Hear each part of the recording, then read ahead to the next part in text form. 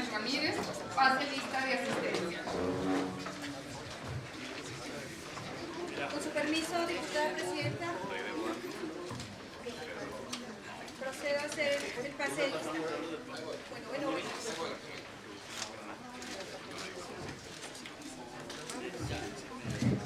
Diputada Blanca Amelia Gámez Gutiérrez. Presente. Diputado Jesús Alberto Valenciano García. Presente. Diputada María Antonieta Mendoza Mendoza. Diputada Rocío Grisel Sáenz Ramírez. Presente. Diputado Jesús Villarreal Macías. Presente. Diputada Imelda Irene Beltrán Amaya. Presente. Diputado Héctor Vega Nevares. Diputado Francisco Javier Malace Chavarría González. Presente. Diputado Pedro Torres Estrada. Presente. Diputada María Antonieta Mendoza Mendoza. Presente. Diputada Presidenta, le informo que se encuentran presentes 9 de los 9 diputados que integran la Diputación Permanente. Gracias, secretaria. Existiendo el quórum legal, se da inicio a la sesión del día 3 de enero de 2017, instalados en la Sala Morelos del Poder Legislativo, por lo que todos los acuerdos que se tomen tendrán plena validez legal. A continuación, me voy a permitir a poner a consideración de la Asamblea el orden del día. Perdón, antes quisiera dar la bienvenida al diputado Miguel Torres Sáenz, así como a la diputada Maribel Hernández. Qué gusto que estén aquí con nosotros. Ahora sí, voy a dar lectura al orden del día. Primero, lista presente. Segundo, lectura y aprobación en su caso del acta de la sesión celebrada el día 27 de diciembre del año 2016. Correspondencia recibida y enviada. Cuarto, turno de las iniciativas y demás documentos. Quinto, presentación de iniciativas de ley, decreto o punto de acuerdo a cargo de la diputada Maribel Hernández Martínez, integrante del Grupo Parlamentario del Partido Acción Nacional. Diputada Rocío Grisel Sáenz Ramírez, integrante del Grupo Parlamentario del Partido Revolucionario Institucional. Diputado Pedro Torres Estrada, integrante del Grupo Parlamentario del Partido Morena. Asuntos generales. Primero, diputado Miguel Francisco Latorre Sáenz, integrante del Grupo Parlamentario del Partido Acción Nacional, y la diputada Rocío Grisel Sáenz Ramírez, integrante del Grupo Parlamentario del Partido Revolucionario Institucional. Si es de aprobarse el orden del día, favor de emitir su voto levantando la mano. Se aprueba el orden del día. Solicito al segundo secretario, diputado Jesús Villarreal Macías, verifique si existe alguna objeción en cuanto al contenido del acta de la sesión celebrada el día 27 de diciembre de 2016, la cual con toda oportunidad fue distribuida a las señoras y señores diputados, y en caso de no haber objeción se proceda a la votación. Con su permiso, diputada presidenta. Con instrucciones de la presidencia, pregunto a las y los diputados si existe alguna objeción en cuanto al contenido del acta de la sesión celebrada el día 27 de diciembre de 2016, la cual se hizo de su conocimiento oportunamente. A favor de manifestarlo levantando la mano. Informo a la diputada presidenta que ninguno de las y los legisladores ha manifestado objeción alguna en cuanto al contenido del acta. En consecuencia de lo anterior, les pregunto, diputadas y diputados, respecto del contenido del acta de la sesión del día 27 de diciembre de 2016, favor de expresar su voto levantando la mano en señal de aprobación.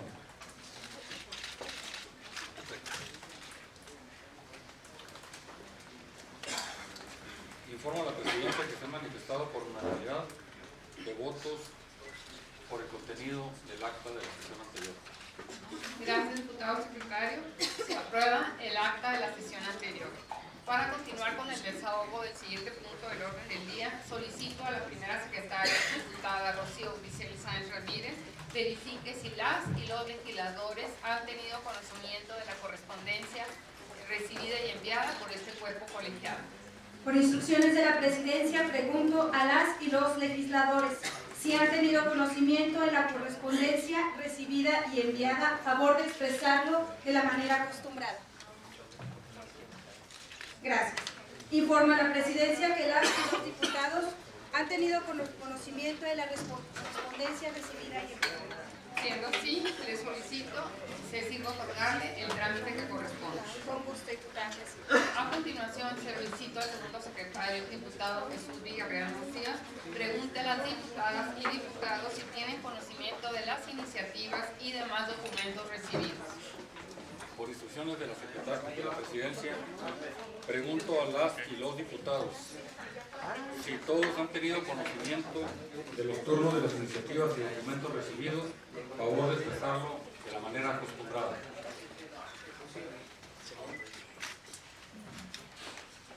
Le informo, diputada presidenta, de que las y los legisladores cuentan con el documento correspondiente.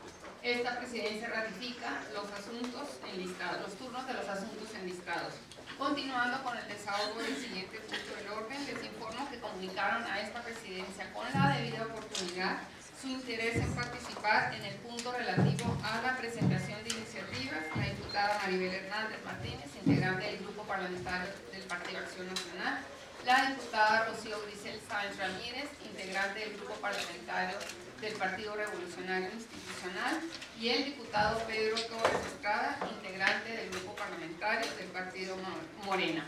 En primer lugar, se concede el uso de la palabra a la diputada Maribel Hernández Martínez. Muchísimas gracias, diputada. Muy buenos días a todos. Feliz año.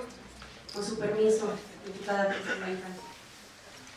La suscrita diputada Maribel Hernández Martínez, integrantes del Grupo Parlamentario del Partido Acción Nacional de la 65ª Legislatura del Congreso del Estado de Chihuahua, con fundamento en los artículos 98 y 99, párrafo segundo de la Ley Orgánica del Poder Legislativo del Estado de Chihuahua, someto a la consideración de esta Asamblea la siguiente proposición con punto de acuerdo por el que se solicita respetuosamente al Ejecutivo Federal, por conducto de la Secretaría de Hacienda y Crédito Público, a que informe a esta soberanía sobre el importe al cual hubiera ascendido durante los ejercicios fiscales de 2011, 2012, 2013, 2014 y 2015, la recaudación en el Estado de Chihuahua del impuesto valor agregado y el impuesto sobre la renta, y en su caso del impuesto empresarial a tasa única, mejor conocido como IEPU, así como el monto a que ascendiera la recaudación de dichos impuestos en los municipios de Chihuahua, Juárez, Delicias, Cuauhtémoc e Hidalgo del Parral, atendiendo para ello a la siguiente exposición de motivos. El Estado de Chihuahua es la entidad con mayor extensión territorial de la Federación, con 247.460 kilómetros cuadrados. Representa el 12.6% de la superficie total del país. Esto es en tanto que ocupa el 11º lugar a nivel nacional en población total, con un total de 3.556.574 habitantes, según el Censo de Población y Vivienda de 2015 realizado por el INEGI. Al tercer trimestre de 2016, Chihuahua cuenta con una población económicamente activa de 1.679.324 y según los datos de INEGI, Chihuahua contaba en total con 97.044 unidades económicas, el 2.3% del país. Es el caso que, independientemente de cualquier variable o parámetro de medición que pudiéramos pretender identificar para determinar o incluso medir alguna proporción del caudal recaudatorio que nuestra entidad aporta realmente al erario federal para integrarse a la llamada recaudación federal participable, no existe información resultante de un ejercicio matemático cierto que contenga información veraz al alcance de los ciudadanos que contribuimos a dicho fondo. Lo anterior es resultado del convenio de adhesión al Sistema Nacional de Coordinación Fiscal que nuestro Estado celebra desde finales de 1979 con el gobierno federal, para que este último sea el encargado de recaudar toda una serie de contribuciones que incluyeran preponderadamente los impuestos al consumo y al ingreso que hoy conocemos, a saber, el IVA o el impuesto al valor agregado, el ISR o el impuesto sobre la renta y durante cierto tiempo el IETU o impuesto empresarial a tasa única, que no estaba incluido este último desde luego en el convenio final. Actualmente, como ocurre en todo el país, el Estado de Chihuahua continúa padeciendo las consecuencias de haberse convertido en partícipe de dicho sistema de coordinación fiscal, por demás complejo, que provoca una disociación entre aquellos que los contribuyentes de cada localidad aportan al erario federal, para que a través de un fondo general de participaciones y la definición del llamado coeficiente de participación para cada entidad, se reintegre una determinada proporción de dichos fondos al presupuesto del Estado o municipio correspondiente. Merced a lo anterior, los chihuahuenses desconocemos, escuchen bien esto, desconocemos el importe real o alguno estimativo de las aportaciones que en virtud de la derrama económica y el esfuerzo local se realiza a favor de la Federación por concepto de ISR, de IVA y en su momento del IETU. Si bien es urgente que se revierta el fuerte centralismo en el que vivimos actualmente en México, requerimos fortalecer el federalismo que tanta falta nos hace como nación, para que podamos ser más productivos y eficientes al otorgarle mayor peso jurídico y económico a los estados y municipios, y que la federación sirva exclusivamente para nivelar las posibles injusticias sociales y económicas del país. Es por lo expuesto que a fin de hacer un ejercicio responsable de análisis para determinar las ventajas del citado sistema de coordinación fiscal para nuestra entidad, sopesando esquemas que permitan el aprovechamiento del potencial productivo y la derrama económica local, fuera del escenario actual que hace a nuestro Estado y a municipios dependientes de la Federación, se torna indispensable conocer con plena certidumbre el importe de las aportaciones que realizan los chihuahuenses, tanto el impuesto al consumo o impuesto al valor agregado, como impuesto a la renta o el impuesto empresarial a tasa única. Esto es durante un intervalo temporal razonable, al fin de identificar las variaciones habidas en dichos montos y en relación causal que pudiera ello tener con la situación que se vivía en el Estado. En razón de todo lo anterior expuesto y con fundamento en los preceptos ya citados en el preámbulo del presente, se propone el siguiente punto de acuerdo. Primero, el Honorable Congreso del Estado de Chihuahua solicita respetuosamente al Ejecutivo Federal, por conducto de la Secretaría de Hacienda y Crédito Público, a que informe a esta soberanía sobre el importe estimado al cual hubiera ascendido durante los ejercicios fiscales de 2011 al 2015 la recaudación en el Estado de Chihuahua del impuesto del valor agregado, del impuesto sobre la renta y en su caso el impuesto empresarial a tasa única, así como el monto a que ascendiera la recaudación de dichos impuestos en los municipios de Chihuahua, Juárez, Delicias, Cuauhtémoc e Hidalgo del Parral, respectivamente.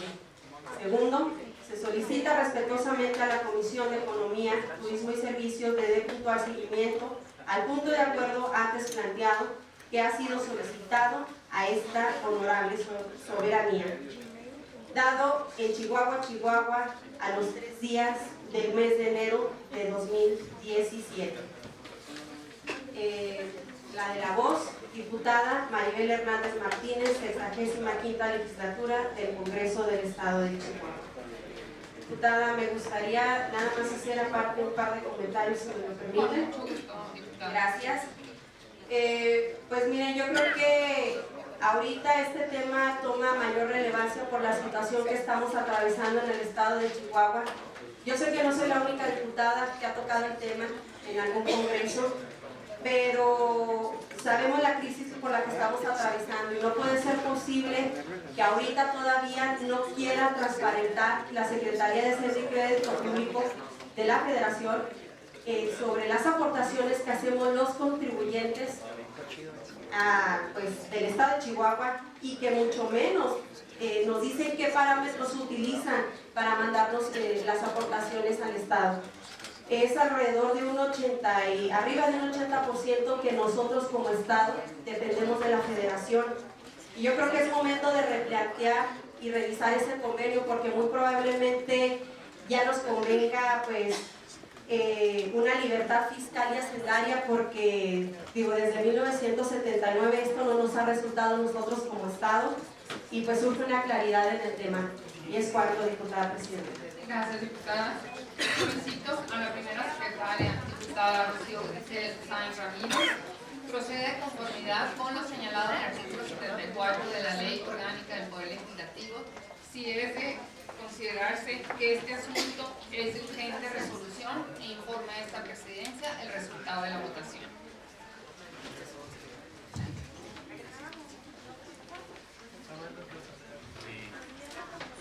Pregunto a los señores y señoras diputadas si están de acuerdo con la solicitud formulada por la diputada Maribel Hernández Martínez, en el sentido de que su propuesta se someta a votación de forma económica de conformidad a lo que establece el artículo 174 de la Ley Orgánica del Poder Legislativo.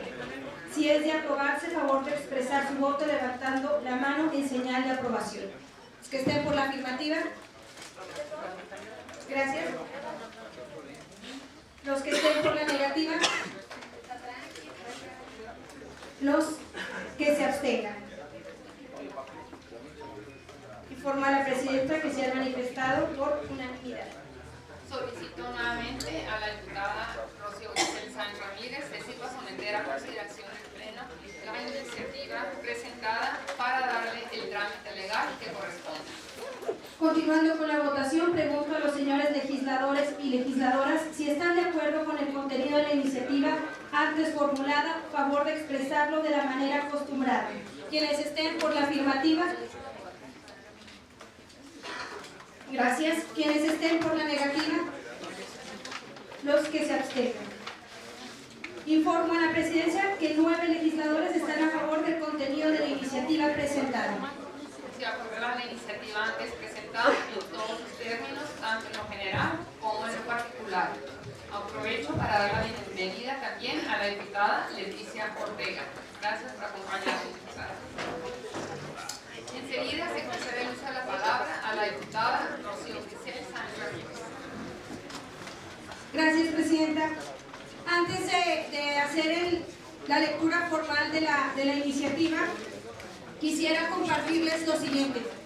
En la Escuela Normal Superior nos enseñaron muchas cosas, pero una de ellas fue que al elaborar un trabajo o una propuesta debíamos de quitarle el nombre y el apellido para hacerlo de manera más objetiva y tratar de que no se pudiera tener ahí un poco de subjetividad. Sin embargo, debemos de reconocer que cuando una persona crea algo, que cuando una persona hace una propuesta, pues no podemos evitar que en ella se vaya todo el cúmulo de conocimientos, experiencias, sentimientos y bueno, que deje plasmado su propia experiencia de vida. Por lo anterior, desde hace 10 años he sido parte de un esfuerzo por defender los derechos que se presumen en los tratados internacionales, que se presumen en las legislaciones federales y estatales respecto al interés superior de la niñez y de cómo lo estamos aplicando verdaderamente en nuestro estado y en nuestra práctica. Pese a los avances en la materia de legislación civil, todavía existen muchas trabas para que principalmente las mujeres puedan solicitar una pensión alimenticia. Y en este proceso que implica altas inversiones de tiempo, altas inversiones de dinero y alto desgaste emocional, muchas de ellas se quedan en el camino y no terminan el proceso precisamente porque todavía no encontramos los mecanismos legales en nuestro país para que esto sea de una manera mucho más eficiente. Hablo en nombre de muchas mamás solteras que han tenido este problema durante mucho tiempo en nuestro país y en el que se llevan solamente las porras sociales, en el que, gracias señoras por haber mantenido solas a sus hijos, y que bueno, esto genera que no tengamos condiciones o ciudadanos en condiciones de igualdad y no podamos ir construyendo mejores caminos democráticos para estas futuras generaciones. El sentimiento del abandono es algo que se va construyendo y se construye desde casa, y bueno, es por eso que presentamos la presente iniciativa. Su permiso, diputada presidenta.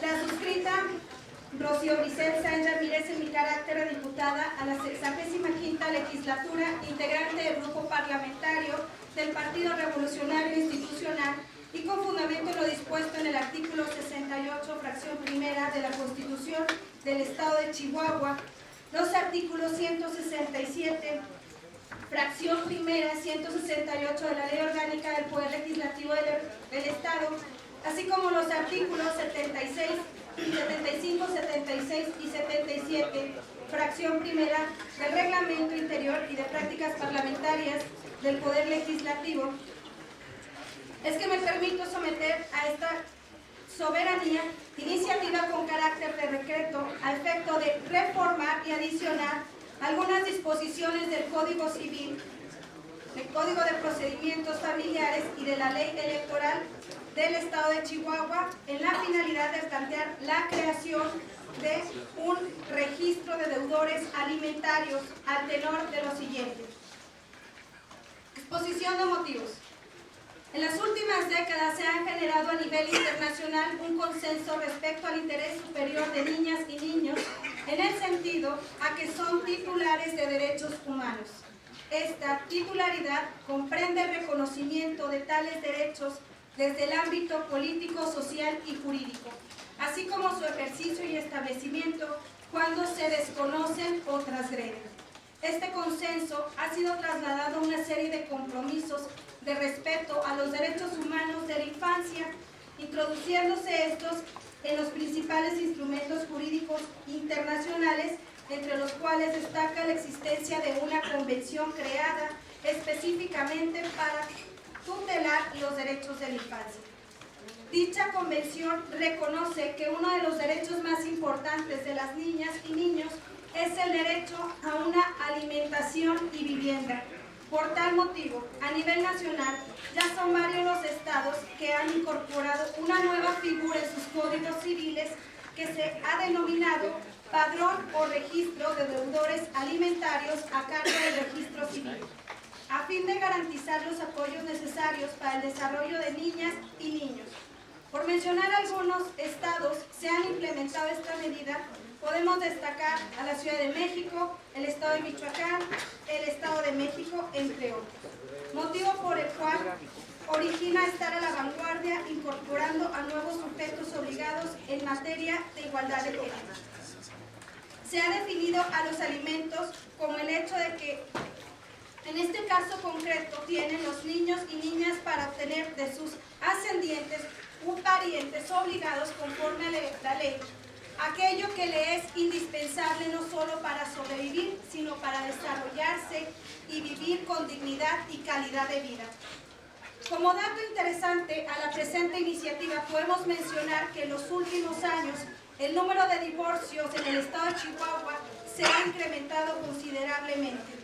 De acuerdo con las cifras del Instituto Nacional de Geografía y Estadística, en 1995 se presentaron 2.578 divorcios. Para el año 2015 el número se elevó a 7.250, es decir, se incrementó casi 3 veces más. A la par de lo anterior, ha crecido el número de solicitudes de pensiones alimenticias promovidas por parte de las mujeres, destacando que casi el 85% de las mismas son para uso exclusivo de los hijos. El estado de Chihuahua se ubica como una de las entidades federativas con mayor número de solicitudes de pensión en relación a los divorcios registrados, ya que de los 36.255 divorcios registrados entre 2010 y 2015, aproximadamente el 78% de los casos solicitó pensión alimenticia. De acuerdo con la Comisión Nacional de Derechos Humanos, el 67.5% de los hogares sostenidos por madres solteras no reciben pensión alimenticia como causa de una serie de acciones que los deudores alimentarios hacen valer para evadir esa responsabilidad. Ello se debe a que el marco jurídico actual, pese a que se ha creado todo tipo de garantías para asegurar el pago de alimentos, no regula mecanismos lo suficientemente eficaces que resulten ineludibles para el deudor. El mecanismo más eficaz que normalmente se utiliza para obtener el pago de alimentos consiste en el descuento vía nómina que el patrón de un deudor alimentario está obligado a realizar sobre el salario para posteriormente entregar dicha cantidad a los acreedores. Sin embargo, para ello se requiere la existencia de un padrón y de una relación de trabajo formal. Cuando no existen estas condiciones, la legislación permite que los jueces calculen el importe de la pensión alimenticia y que obligue al deudor a su pago mediante una orden judicial que no siempre se cumple. Cuando esto ocurre, las leyes autorizan a los jueces que embarguen bienes del deudor alimentario con el fin de cubrir a deuda con el remate de los mismos. La dificultad a la que se enfrentan los acreedores alimentarios consiste en que en ocasiones los deudores ponen sus bienes a nombre de terceras personas o permiten el embargo de bienes cuyo valor es insuficiente. Asimismo, se ha llegado a conocer como delito el incumplimiento de obligaciones alimentarias.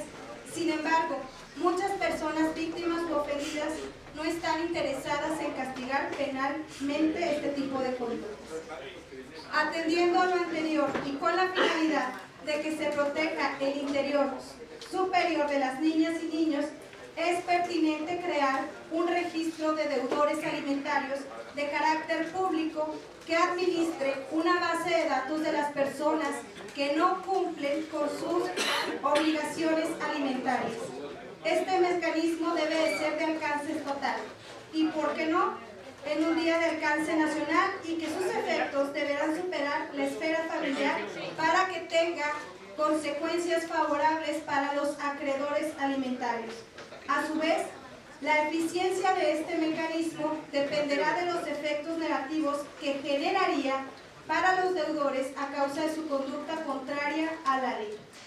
En otras palabras, se trata de que el deudor redimensione el valor de sus obligaciones frente a sus acreedores alimenticios y frente a la sociedad, usando la información sobre su situación legal en materia de alimentos como mecanismo de coacción.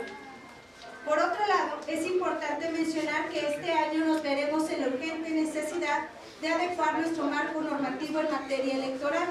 Es por ello que desde este momento propongo una reforma a la ley electoral del Estado para quienes pretendan registrarse como candidatos en el proceso electoral, se les obligue o sea parte de los requisitos el no tener adeudos por conceptos de alimentos.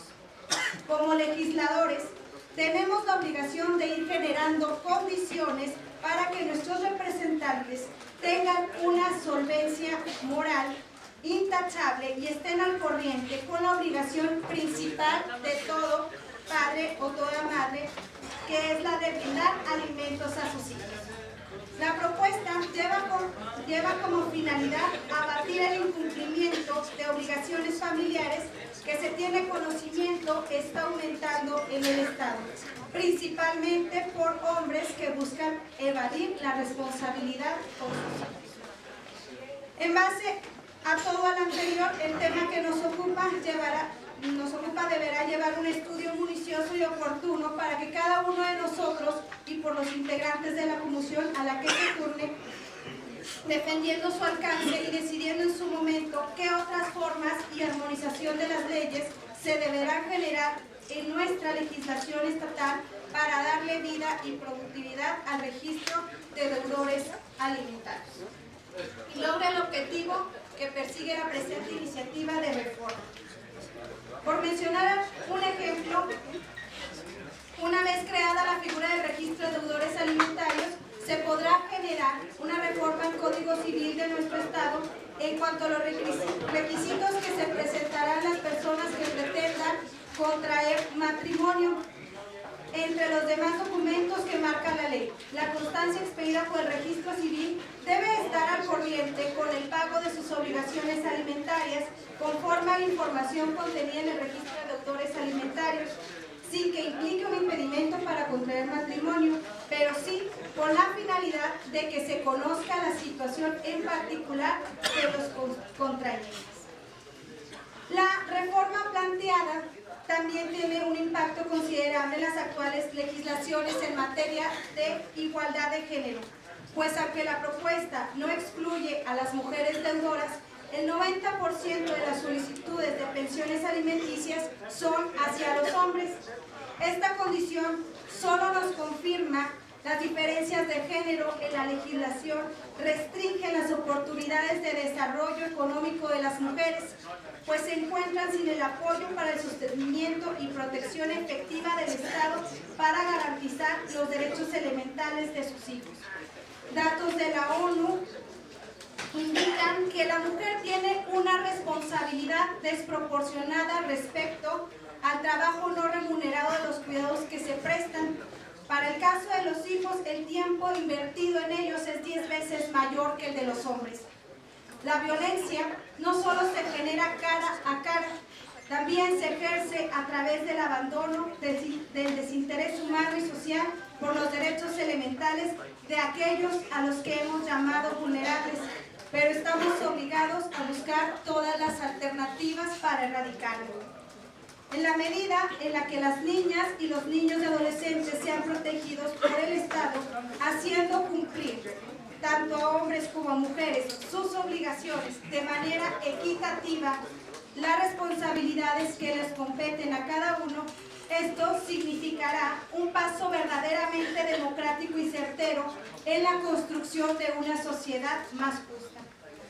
Por lo expuesto y considerado que es necesario crear un mecanismo que haga efectivo el cumplimiento de obligaciones alimentarias, someto a consideración de la Diputación Permanente el presente proyecto con carácter de decreto. Diputada Presidenta, con fundamento en el artículo 176 de la Ley Orgánica del Poder Legislativo, solicite me autorice omitir la lectura del articulado y remitirme a los transitorios y que la iniciativa se inserte de manera íntegra en el diario. Por supuesto. Gracias. Transitorios. El presente decreto entrará en vigor el día siguiente de su publicación en el periódico oficial del Estado.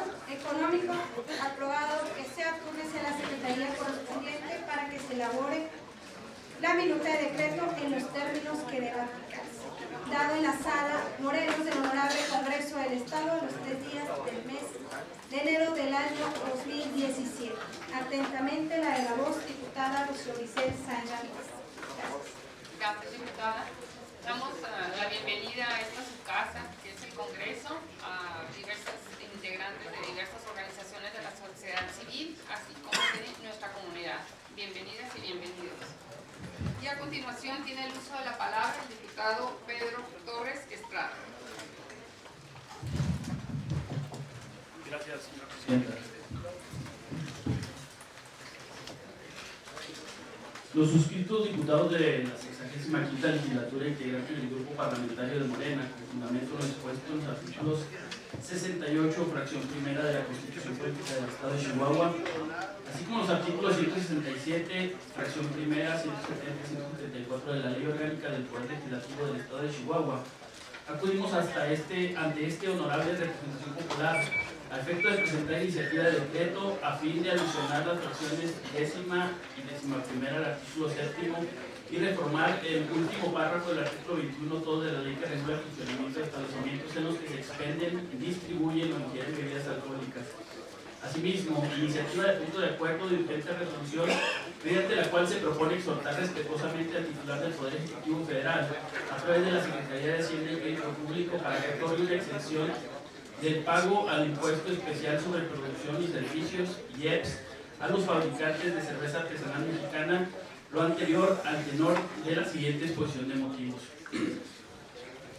Durante la administración anterior, el titular del Poder Ejecutivo decidió cancelar el 30% de los permisos para la venta de alcohol en la entidad, sobre pretexto de inhibir el consumo de este tipo de bebidas en los jóvenes. La realidad de dicha acción respecto al recorte de licencias es que permitió el acaparamiento de las mismas por parte de grupos cerveceros, permitiendo que estas últimas condicionen el uso de las mismas a los establecimientos dedicados a ese giro, incurriendo así en prácticas monopólicas. Al día de hoy, en la Dirección de Gobernación del Gobierno del Estado, no se expiden licencias, aun y cuando el interesado cuente con todos los requisitos estipulados por la ley correspondiente y pueda cubrir los montos de la misma, que van de los 87.753 pesos con 85 centavos a los 175.507 pesos con 69 centavos. Los bares, restaurantes y demás negocios del giro que operan actualmente lo hacen con licencias expedidas con anterioridad a la medida restrictiva vigente de la anterior administración. De las 7.304 licencias que ha expedido la dependencia anticipada, se sabe que 3.622, el 49.5%, se encuentran en manos del grupo Cuauhtémoc Moctezuma Heineken en México a través de su filial en Chihuahua, Cervezas Cuauhtémoc Moctezuma SADCB. En segundo lugar se encuentra el grupo Modelo SADCB, el cual tiene 2.015, o sea el 27.6% de esas licencias. Y por último, el 1.667 restante, o sea el 16% de las licencias, se encuentra en manos de particulares. Para poder acceder a una licencia, es necesario que la persona física o moral acuda a alguna de las empresas anteriormente citadas, presentando los requisitos solicitados por la ley que regula el funcionamiento de establecimientos en los que se expenden, distribuyen o ingieren bebidas alcohólicas y los planteados por los reglamentos municipales, acompañado por una propuesta del giro del negocio para el análisis de factibilidad económica del mismo. De ser aprobado el proyecto, el solicitante deberá cumplir además con las modificaciones que planteen y exijan las empresas cerveceras. Una vez otorgada la licencia del particular, este deberá cumplir semanalmente con un monto mínimo de compra de cerveza de solo las marcas expedidas por las empresas, el cual va de 20 a 100 cartones por semana. En el caso de que el negocio no quiera o no pueda cumplir dicho monto, tendrá que aparte pagar una renta mensual por el permiso.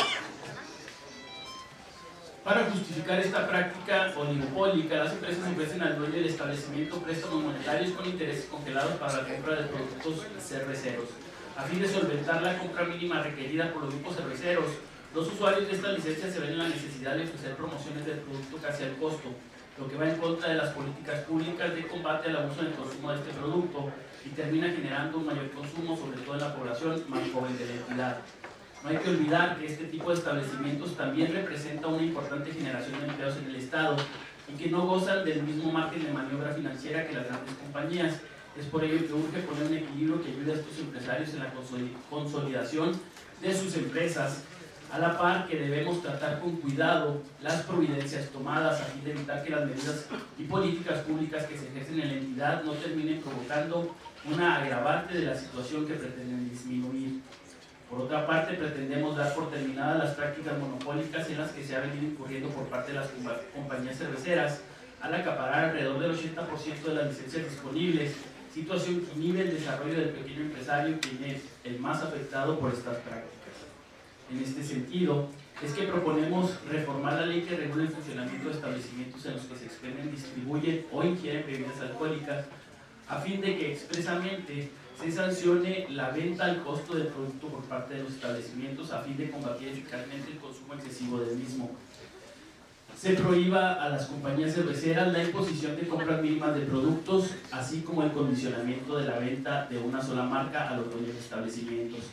Hemos revisado la ley que regula el funcionamiento de establecimientos en los que se expenden, distribuyen o ingieren bebidas alcohólicas y encontramos que el acaparamiento de los permisos para venta de cerveza, vinos de mesa o bebidas embriagantes de la manera que les expreso estaba de alguna manera permitido en la ley hasta antes del 4 de octubre de 2016. Según la ley, los establecimientos que pueden vender bebidas embriagantes son restaurantes, cantinas, cervecerías, salones de juego, restaurantes, bar, salones de fiestas, salones de baile, centros nocturnos, hoteles, parques y estacionamientos, agencias de distribución, depósitos, licorerías, tiendas de autoservicio o demostrador y tiendas de abarrotes. Cada uno de estos establecimientos tiene que cumplir con diferentes requisitos. Es muy diferente la licencia que necesita un bar a la que necesita una tienda de abarrotes. Sin embargo, los requisitos generales que la ley establece y que nos parecen importantes para el tema que tocamos hoy son los siguientes. Artículo 12. El titular de la licencia de cualquier establecimiento deberá cumplir y será responsable de que sus gerentes encargados, administradores, dependientes, empleados y comisionistas del establecimiento cumplan con las siguientes disposiciones. Operar el establecimiento a nombre del titular de la licencia para todos los efectos legales a que haya lugar. Destinar el establecimiento exclusivamente para la actividad o actividades del giro que especifique la licencia. No sé si alguien tiene algo que decir, señor. Si gustan guardar silencio, por favor, Sí, para o poder si escuchar. gusta tomar su llamada en el exterior porque no deja oír lo que estamos planteando. Es que están amenazándonos con meter la policía. Por eso. Ahorita. Y no me voy a reír. Artículo 12. El titular de la licencia de cualquier establecimiento deberá cumplir y será responsable de que sus gerentes, encargados, administradores, dependientes, empleados y comisionistas del establecimiento cumplan con las siguientes disposiciones. Operar el establecimiento a nombre del titular de la licencia para todos los efectos legales a que haya lugar. Destinar el establecimiento exclusivamente para la actividad o actividades del giro que especifique la licencia. Negar la venta, suministro o consumo de bebidas embriagantes a menores de 18 años y a personas en estado de ebriedad evidente o bajo el influjo de estupefacientes. Tener a la venta la licencia otorgada o copia certificada de la misma en el interior del local. Como se puede observar, cada licencia debe ser expedida por la autoridad a una persona física o moral específica. Se extiende para un establecimiento físico individualizado e identificado. La licencia debe estar a la vista en ese lugar específicamente y debe, entre otras muchas medidas, evitar el consumo de bebidas embriagantes a los menores, además de actividades tendientes a promover la ingesta excesiva de bebidas con algún contenido de alcohol y la prostitución. Nos preguntamos, ¿cómo es posible que ante lo que expresamente establece la ley, las dos grandes empresas cerveceras antes mencionadas concentren como de su propiedad el 80% de las licencias expedidas en esta entidad federativa en paquete, sin haber establecido con anterioridad los locales comerciales a los que se supone autorizó el Estado para la comercialización de bebidas embriagantes? El principio que marca la ley es de una licencia, un establecimiento. Por lo tanto, resulta incomprensible que las empresas cerveceras obtengan un número indiscriminado de licencias sin contar con los establecimientos correspondientes, o peor aún, utilicen establecimientos fantasma para acaparar la mayoría de las licencias. El problema es que al administrar esas licencias, otorgándolas a posibles clientes, sustituyen al Estado en una acción para la cual solo el Estado está facultado por la ley en la materia. El Estado incumple un mandato de ley al ceder la facultad de otorgar de manera indiscriminada licencias para la venta de bebidas alcohólicas a las multicitadas compañías cerveceras, siendo que es cierto el conflicto de interés que se genera y los actos ilegales que de esa situación se desprenden. Primero, porque utilizan las licencias para coaccionar a los propietarios de restaurantes, bares, cantinas y salones de baile, entre otros, condicionándoles la entrega de las licencias a que vendan exclusivamente las marcas de su propiedad. En segundo lugar, les ponen consumos mínimos, lo que provoca que algunos establecimientos se vean obligados a realizar campañas de bajo costo del producto, lo cual incentiva el consumo excesivo con las consecuencias que ya todos conocemos de incrementos en los accidentes automovilísticos, violencia intrafamiliar, etcétera, etcétera. Otro artículo señala que las licencias no son un derecho. Me refiero al artículo 21 de la ley en la materia, que lo pertinente señala: las licencias constituyen una autorización para ejercer una actividad lícita de trabajo o comercio en la materia que regula esta ley y demás disposiciones aplicables. Por tanto, son intransferibles, inalienables e inembargables, y cualquier acto tendiente a tales efectos será nulo de pleno derecho. También lo serán los poderes irrevocables otorgados por los mismos fines o para solicitar voluntariamente la cancelación a nombre y representación del titular. Las licencias no constituyen derecho alguno. Si esta disposición es tan clara que incluso evita el otorgamiento de poderes o el uso de facultades de cancelación de la misma, nos preguntamos cómo es posible que un particular pueda transferir una licencia que se le otorgó si la ley específicamente menciona que las licencias son intransferibles. Los integrantes de la fracción parlamentaria de Morena consideramos que la ley está siendo mal interpretada y aplicada al comprobar que un gran número de licencias han sido concedidas en paquete, pero no ejercidas, o concedidas a establecimientos fantasma. Ambas posibilidades son absolutamente irregulares y por lo tanto esas acciones representan un acto de corrupción inaceptable para el Estado y para esta legislatura, que está poniendo como centro de su actividad de enfrentar la corrupción y destruir los cotos de poder que se negocian por dinero bajo la lógica del comercio del frío pago al contado. Aunque los términos en los que está redactada la ley vigente son bastante claros en cuanto al objeto de evitar la concentración y negociación ilegítima de los permisos referidos, como se observa en el artículo 26, párrafo 3º y 4º, que menciona que cada año, durante el mes de abril, el titular de una licencia comprobará ante el Departamento de Gobernación que ha presentado a su nombre declaración anual del impuesto al valor agregado o el que lo sustituya, impuestos sobre nóminas al Estado y el pago de las cuotas del Instituto Mexicano del Seguro Social que corresponda al establecimiento. La falta de presentación, en su caso, de tales documentos producirá de plano la cancelación de la licencia a partir del 1 de septiembre siguiente. De igual forma, se puede observar en el artículo 29 que las licencias deben ser utilizadas dentro de los siguientes 180 días después de su expedición. En caso contrario, estas quedarán sin efecto. Igualmente, al momento en que el titular deje de ejercer su actividad en el domicilio autorizado en la propia licencia. Otra de las grandes verdades ocultas dentro del ramo son los traspasos de este tipo de negociaciones, lo cual está expresamente prohibido en la ley y que ha generado un mercado negro en el que las licencias alcanzan costos muy elevados que no impactan como debería ser en las arcas públicas, porque son transacciones que se dan entre particulares y al margen de la ley. En su artículo 32, la ley en la materia nos señala que cuando se transmita el uso, disfrute o dominio de algún establecimiento, no se incluye la licencia, por lo que el adquiriente deberá solicitar la expedición de una nueva licencia dentro de los 30 días hábiles siguientes a la fecha de operación. La solicitud deberá cumplir con los requisitos exigidos por los artículos 24 y 25.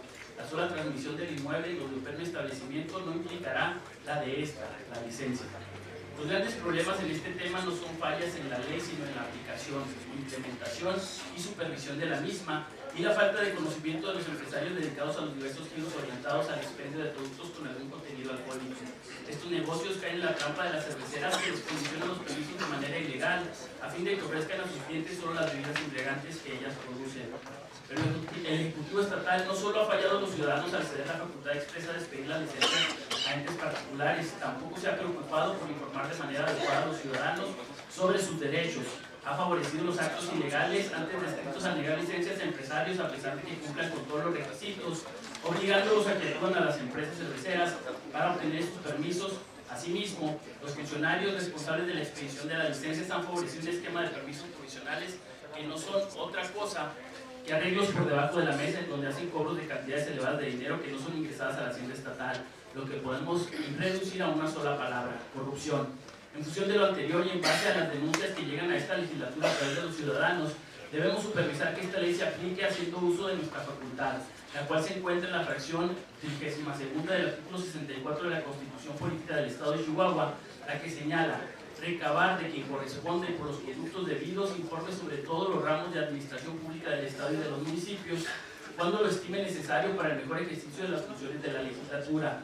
Los abajo firmantes consideramos que, teniendo conocimiento de lo anterior y comprendiendo lo importante de erradicar del Estado de Chihuahua la corrupción en todas sus formas y prácticas similares, esta legislatura debe tomar varias medidas, de las cuales proponemos: en primer lugar, exhortar al Poder Ejecutivo encargado de la vigilancia y supervisión del funcionamiento de este tipo de negocios para que cumpla estrictamente con lo preceptuado por la ley, señalando que el Estado de Derecho debe cumplirse en todas las áreas, en todos los departamentos y en todas las dependencias del gobierno, y considerando que la actividad del ramo de venta de bebidas embriagantes está muy cercana a algunas actividades consideradas al margen de la ley, la posibilidad de que la comunidad delincuencial contamine estas actividades que son legales es muy alta, lo que genera una especie de cadena de contaminación que viene a alcanzar a las instituciones gubernamentales y va trepando hasta llegar a oficinas muy cercanas a la del gobernador del estado.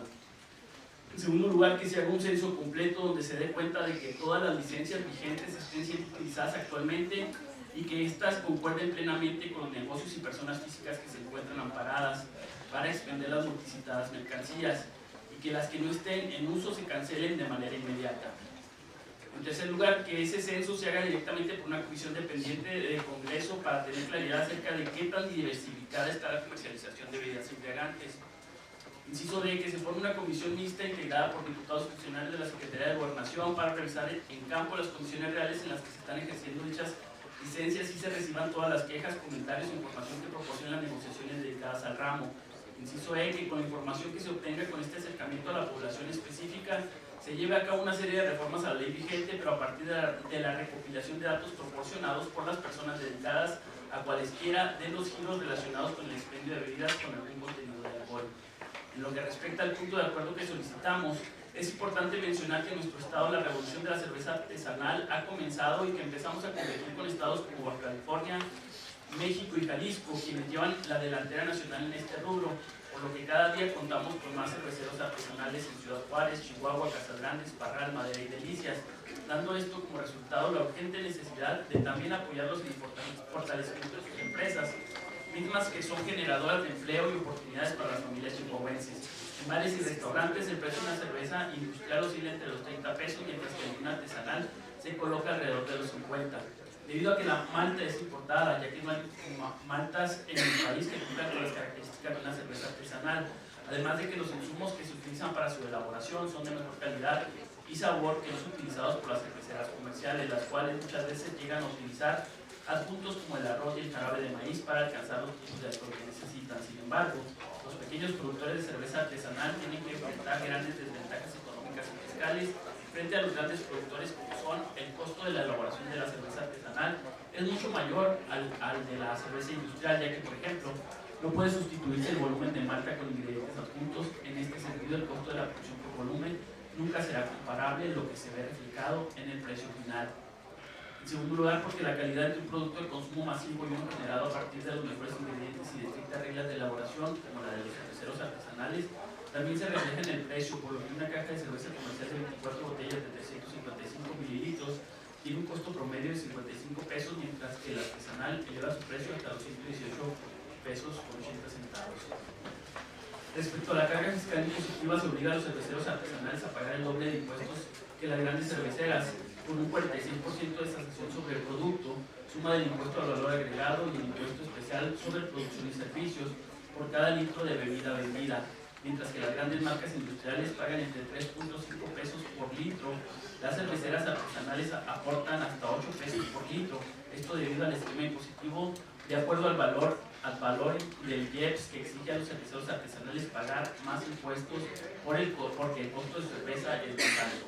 El trato que actualmente reciben los cerveceros artesanales es fiscalmente inequitativo en virtud de que producir una cerveza artesanal es necesariamente más costoso que la que se elabora mediante un proceso industrial por su elaboración de insumos, entre los que se incluyen productos de mayor calidad y en ocasiones de origen orgánico, y es por ello que afirmamos que las cervecerías artesanales mexicanas no pueden recibir el mismo trato que los grandes consorcios, puesto que no funcionan bajo las mismas condiciones.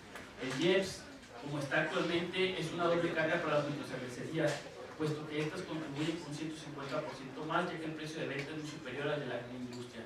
El objetivo del presente punto de acuerdo es, pues, apoyar a los cerveceros artesanales chihuahuenses y pugnar porque se condone el impuesto especial sobre producción y servicios a la cerveza artesanal, a fin de que detone la inversión en esta nueva área de oportunidad de negocio y se cree conciencia de que las cervecerías emergentes son importantes generadores de empleo, no solo en nuestro estado, sino también en todo el país, y que buscan posicionar en un mejor lugar a nivel mundial a la industria cervecera mexicana, a pesar de que no gozan del mismo margen de maniobra financiera que las grandes compañías, por lo anteriormente expuesto.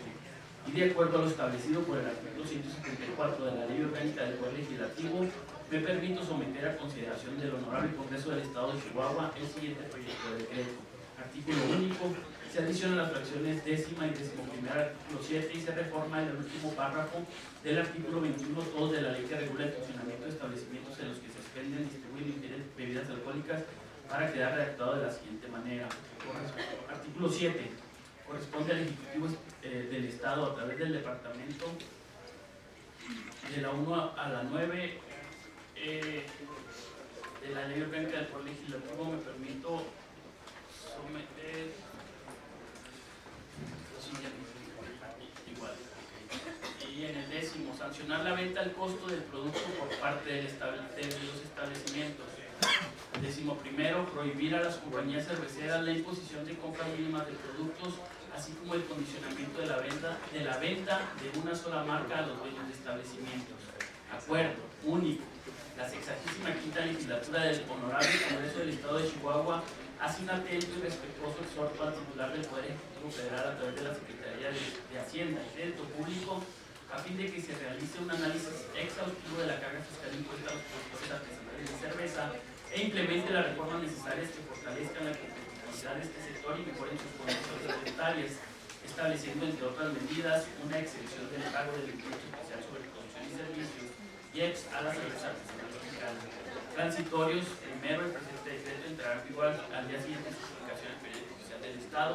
Económico. Aprobado que sea túrnese a la Secretaría a efecto de que elabore la minuta de acuerdo a los términos correspondientes, así como remita copia del mismo a las autoridades competentes para los efectos a que haya lugar, dado en la Sala Morelos del Palacio Legislativo en la ciudad de Chihuahua, Chihuahua, a los 3 días del mes de enero del año 2017. Atentamente, diputado Pedro Torres Estrada y diputada Leticia Ortega. Gracias. Gracias, diputado. Solicito al diputado Jesús Villarreal Macías procede de conformidad con lo establecido en el artículo 174 de la Ley Orgánica del Poder Legislativo, si es de considerarse que este acuerdo es de urgente resolución, e informa a esta presidencia el resultado de la votación. Pregunto a las señoras y señores diputados si están de acuerdo con la solicitud formulada por el diputado Pedro Torres, en el sentido de que su propuesta se someta a votación de manera económica de conformidad a lo que establece el artículo 174 del Poder Legislativo. Si es de aprobarse, a favor, expresar su voto levantando la mano en señal de aprobación. Los que estén por la afirmativa,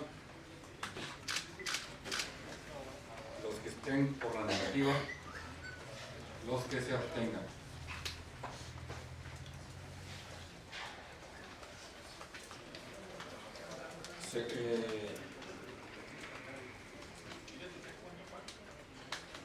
Se aprueba la solicitud antes planteada en su primera etapa por 6 votos a favor y 3 abstenciones.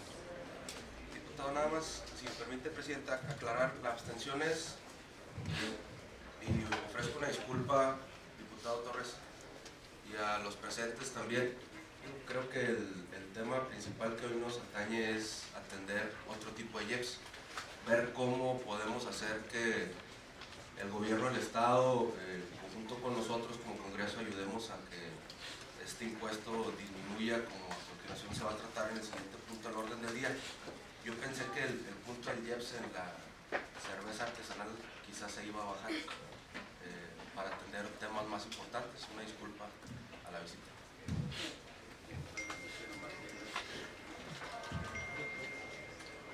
Bien, continuando con la votación, pregunto a los señores y señoras legisladores si están de acuerdo con el contenido de la iniciativa antes formulada a favor de cesarlo de la manera acostumbrada. Los que estén por la afirmativa,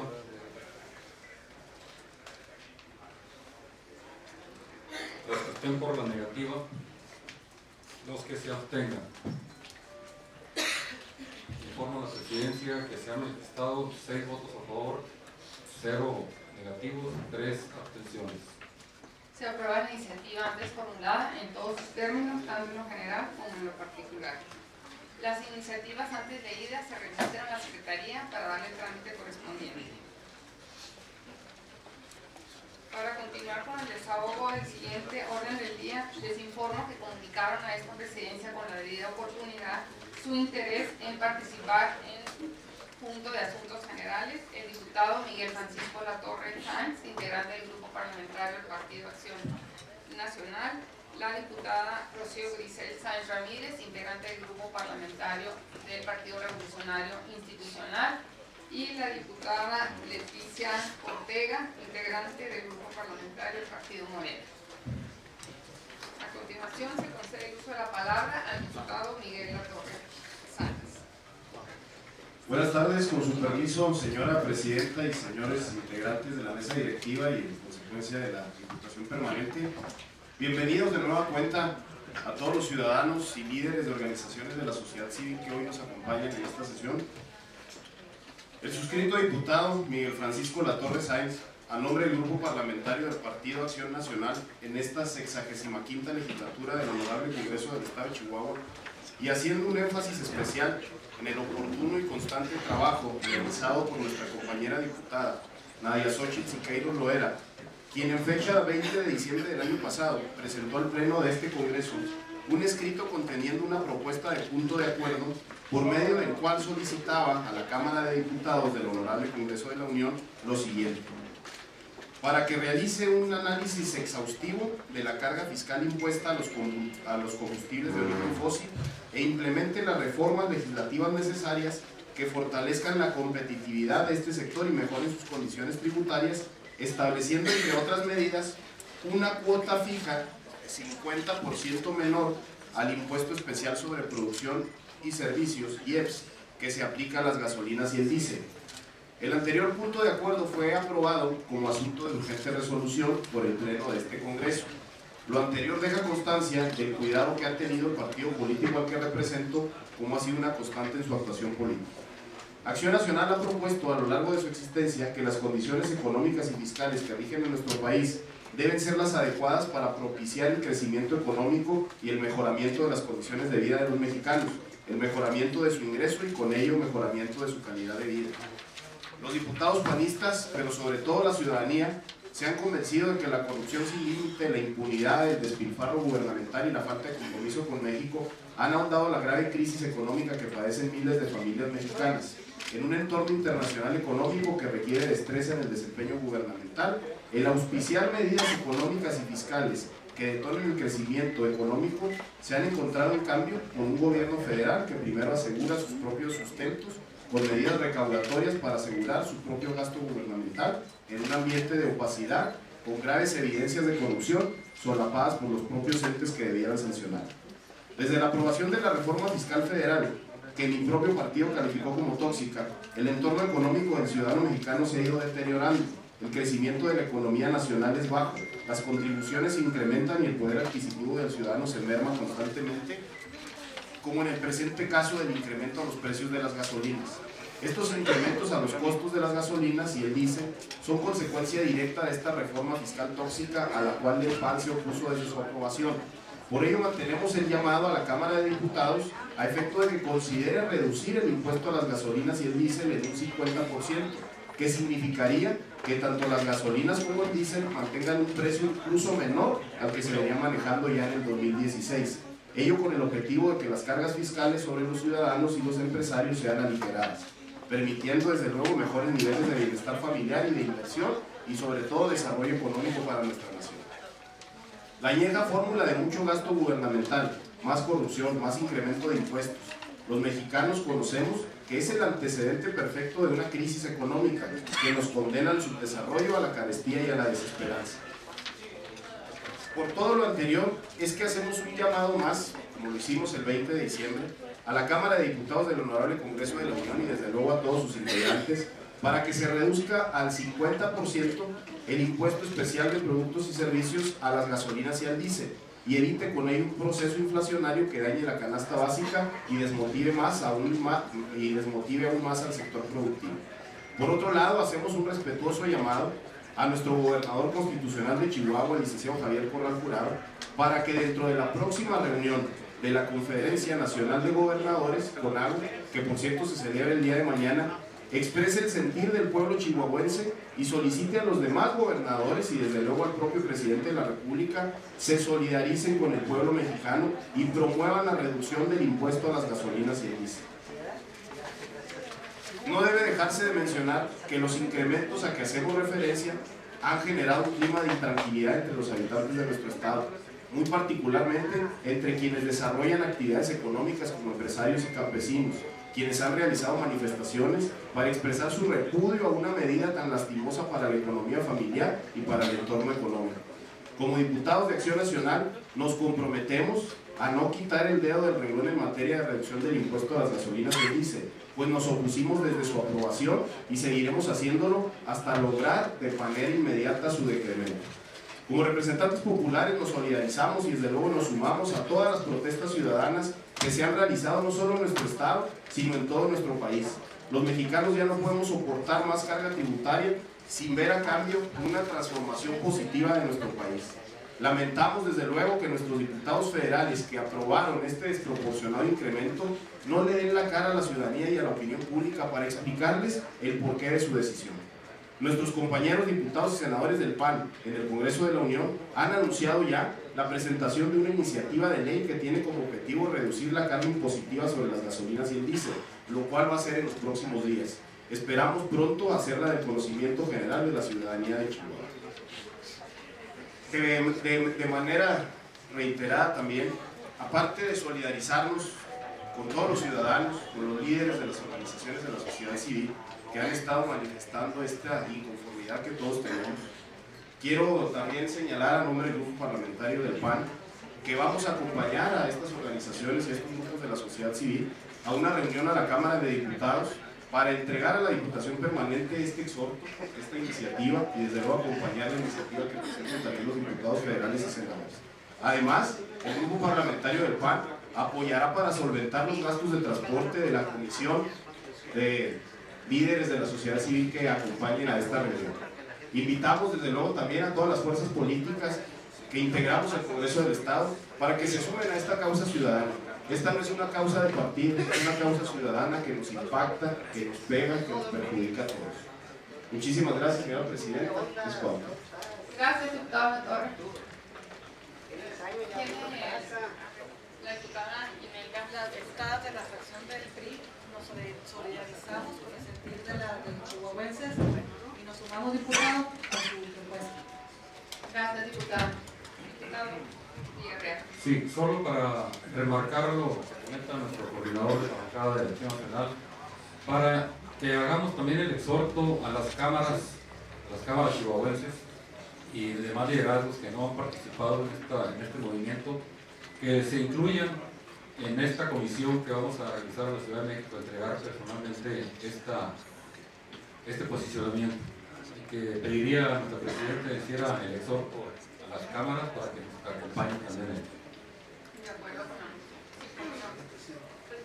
la Asimismo, si me permite, diputado, también solicitarle a nombre del grupo parlamentario del Partido Revolucionario Institucional, se puede incluir en esta solicitud que van a hacer con los legisladores en la Cámara de Diputados, que pudiéramos tener un análisis de no solamente estos impuestos, sino que se tome en cuenta todo el contexto de los demás impuestos que están en que generan obviamente este incremento, y que los mexicanos y sobre todo los chihuahuenses podamos tener la información real del impacto y de cómo podemos ir subsanando esta condición económica que no solo depende de nosotros, sino que depende también de factores en el exterior, y que bueno, estemos preparados para que las condiciones macroeconómicas no nos afecten de esta manera y no estemos a expensas de ello.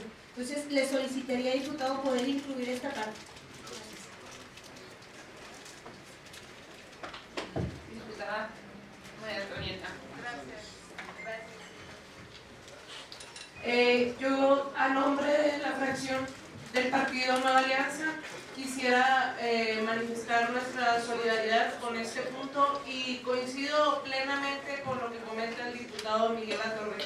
No se trata de partido, no se trata de colores, es la responsabilidad que tenemos nosotros los legisladores y las legisladoras en este momento con la ciudadanía chihuahuense. Es cuanto. Gracias. Gracias, diputado. Adelante, diputado Orrego. Sí, solidarizarnos y decirles que aparte de eso estamos muy pendientes de cómo se están dando las cosas, qué es lo que está sucediendo aquí en Chihuahua. Pero la ciudadanía espera más de nosotros, nos quiere ver allí en los movimientos. A nosotros me siento muy fortalecido de que el día de ayer, en la toma de la estación allá en Jiménez, cómo se fueron agregando todos los grupos de agricultores. Fue un acto que me gustaría, si alguien no estuvo por ahí, si alguien no se dio cuenta, ahí estuvimos y ahí vamos a estar con ellos. Eso espera la sociedad, vernos ahí, porque nos estamos embarcando en un movimiento social en el cual todos vamos a salir ganando. Gracias. Gracias, diputado. Enseguida se concede el uso de la palabra al diputado. Gracias, disculpas.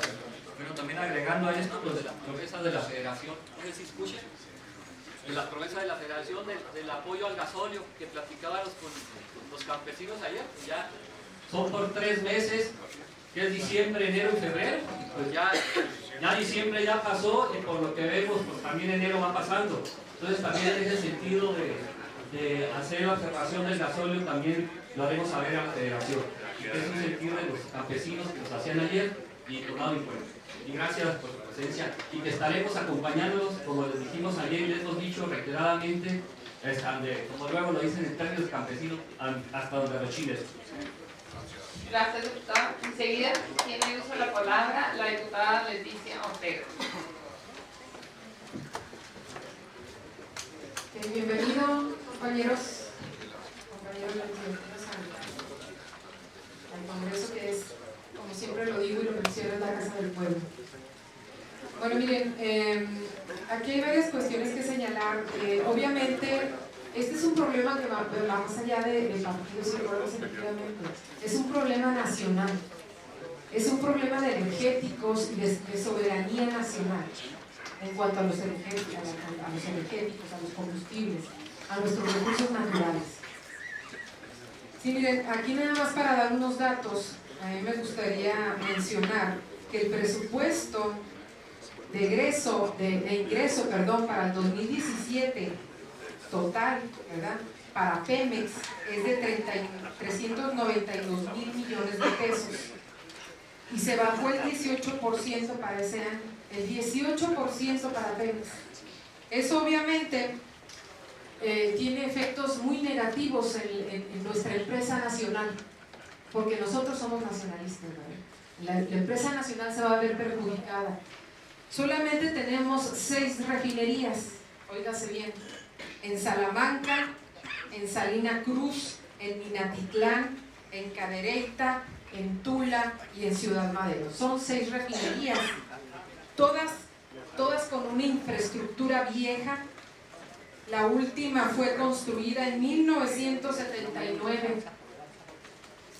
Fíjense nada más.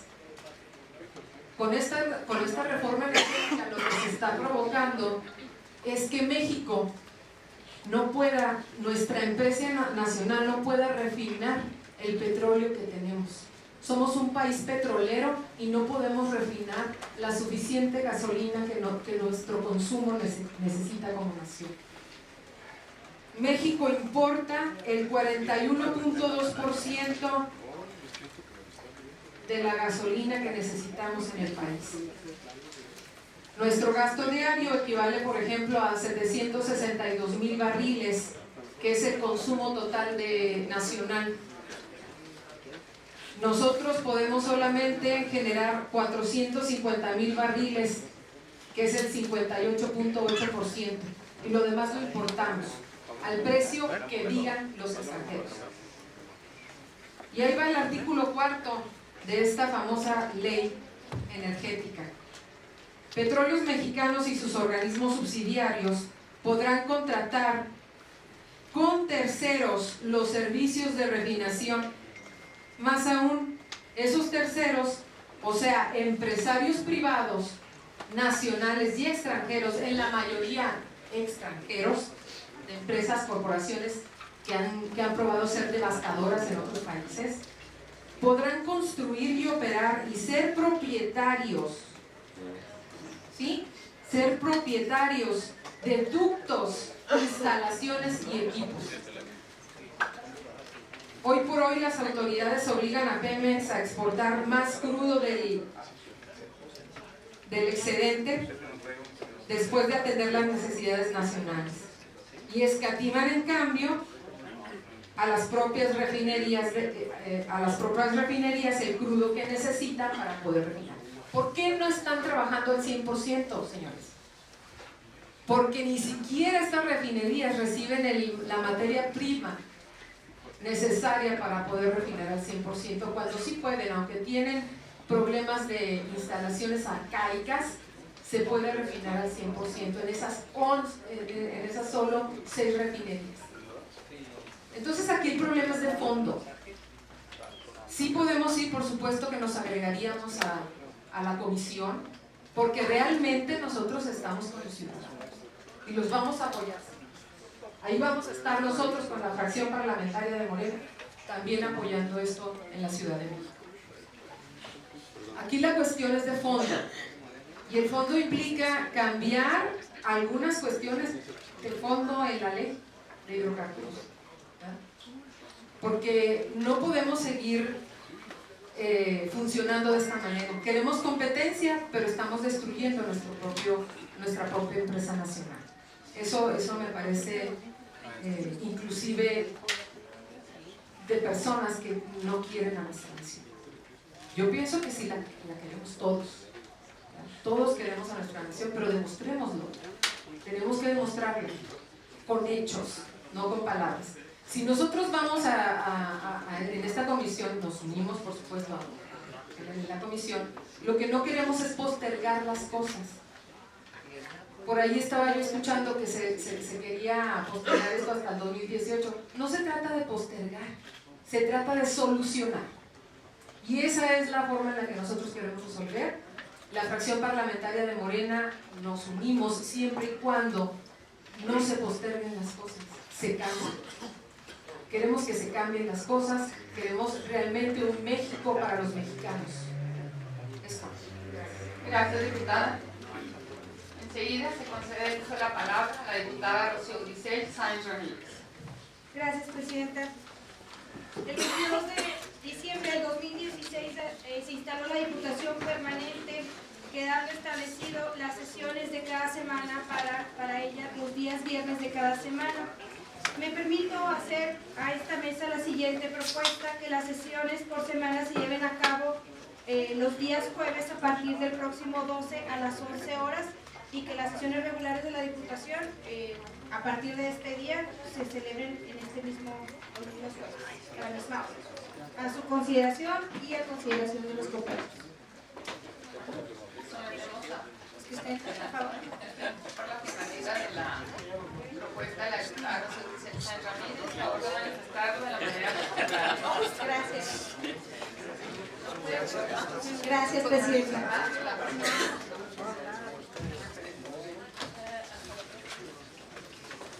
Esta presidencia recibe los asuntos planteados y solicita a la Secretaría que otorguen el trámite que corresponda y permanezcan atentas a su seguimiento, informando en su oportunidad a la presidencia. Antes de citar para la próxima sesión, yo quisiera que no dejar pasar este momento para un brindis de inicio de año. Yo estoy pensando cómo se me ocurre brindar con la situación que no, a lo mejor no nos alcanza porque somos más de los acostumbrados, pero con mucho gusto empieza la repartir, Gabriel. Bueno, a lo mejor muchos pensarán que no hay motivos para brindar por esta situación que se avecina de crisis, ¿verdad? Con los gasolinazos, el incremento de las tarifas de luz, de gas, la devaluación del peso. Sin embargo, creo que estos motivos son los que más nos invitan a que trabajemos en concordia, en unidad, en compromiso, no únicamente las y los diputados, sino creo que toda la sociedad en su conjunto, especialmente organismos empresariales, organizaciones de la sociedad civil, las diferentes iglesias, medios de comunicación, el poder ejecutivo, el poder legislativo, para brindar las mejores condiciones de vida a la población más desprotegida de nuestro querido Chihuahua. Asimismo, les deseo a ustedes salud, bienestar, luz en su camino y bendiciones para ustedes y a todas sus familias. En un momento nos pasarán la sidra y bueno, habiéndose desfogado por los puntos de orden del día, se cita para la próxima que se celebrará el jueves 12 de enero del presente año a las 11 horas en la Sala Morelos del Poder Legislativo, a efecto de llevar a cabo la sesión de ejecución permanente de conformidad con lo acordado por los integrantes de la Junta Directiva, siendo las 12